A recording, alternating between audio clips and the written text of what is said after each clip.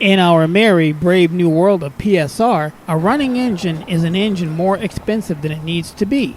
Since a diesel electric can be towed as many miles as needed, unlike a car with an automatic transmission, the rest of a power balancing consist will be at the very least isolated and probably shut down.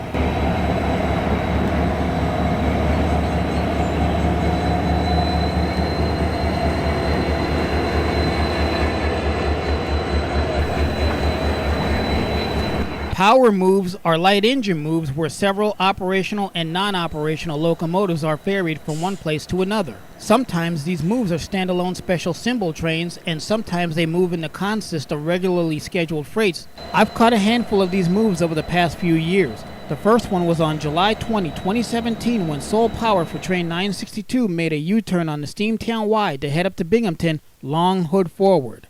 I thought it was quackery at first, but changed my tune real quick when that same Norfolk Southern number 2740 came gliding down the mountain several hours later with locomotives in tow, probably bound for Enola. The good news for us is that it took the siding at Taylor for what would become a 3-train meet.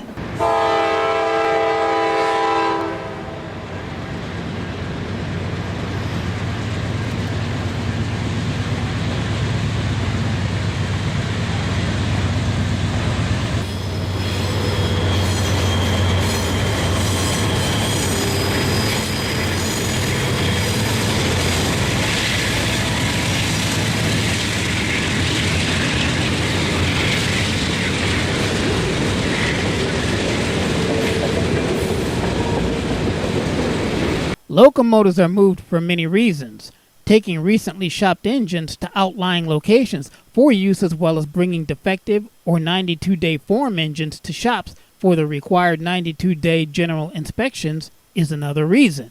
The western roads seem to have a penchant for major moves of motive power. Sometimes they don't even bother with the trains. It's just a bunch of locomotives.